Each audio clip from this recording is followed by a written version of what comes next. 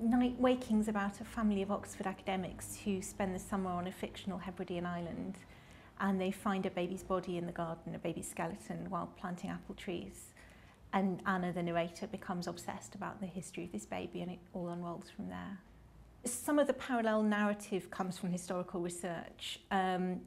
Colsay is not St Kilda, but I nicked bits of St Kilda's history for Colsay.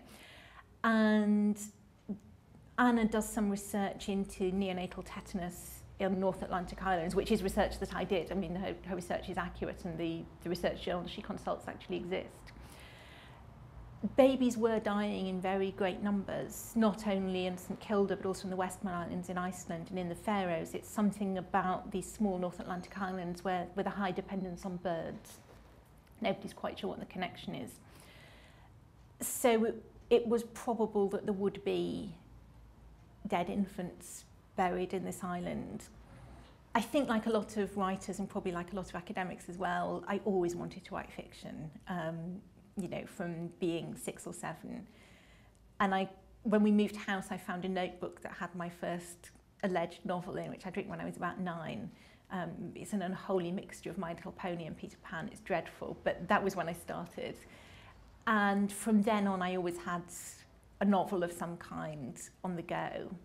And then it was when I went back to work after my first child was born, all the time on maternity leave, I'd been thinking about what became Cold Earth. It was how I coped with the utter boredom of looking after a baby. So I'd be pushing the pushchair and thinking about an archaeological dig in Greenland and, you know, breastfeeding at 3 o'clock in the morning and thinking about the dialogue. And I thought, I want to do this so much, and I've always wanted to do it, and I'm going to regret it if I don't try. I'll give it a year. And if at the end of the year what I've written is rubbish, or I haven't written anything, or I've written it and I send it out and it doesn't get anywhere, I tried. And then I can, you know, I'll go back to academic writing knowing that I gave it my best shot. And at the end of the year I had a full draft, which isn't much like what eventually made it into print.